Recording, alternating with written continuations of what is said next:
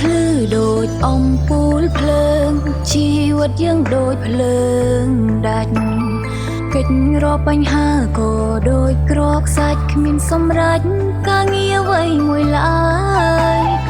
អាយុក៏ច្រើនបញ្ហារិនច្រើនខំតង់ឡើងតែមិនដល់ត្រើយខំដែរហើយតែចុងក្រោយបរាជ័យដដែលជីវិតនេះរកក្តីសុខមិនតាន់ឃើញឡើយ20ជាងហើយមានដឹងខ្លួនទេ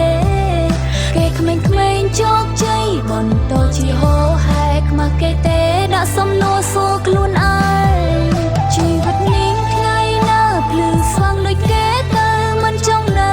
អបទុកចំបាយគិតដល់ថ្ងៃអនាគតដល់យូរអង្វែងយំម្នាក់ឯងគ្មានអ្នកយល់ពីខ្ញុំទេ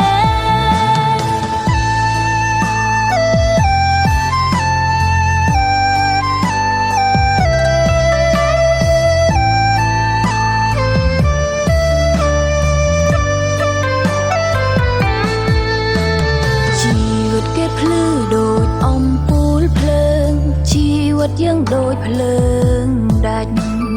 កិច្ចរកបញ្ហាក៏ដូចក្រកសាច់គ្មានសម្រេចការងារអ្វីមួយឡើ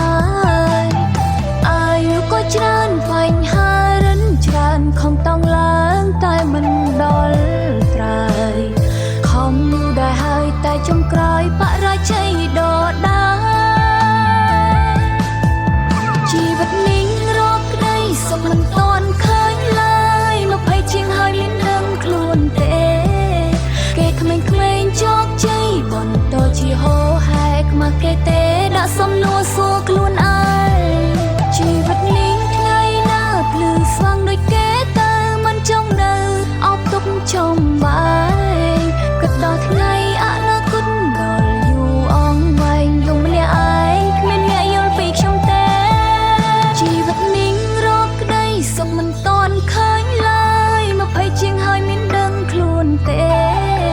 គេក្មេងៗជោគជ័យបន្តជាហោហែខ្មាស់គេទេដាក់សំណួរសួរខ្លួនឯងជីវិតនេះថ្ងៃណាភ្លឺស្វាងដូចគេទៅមិនចង់នៅ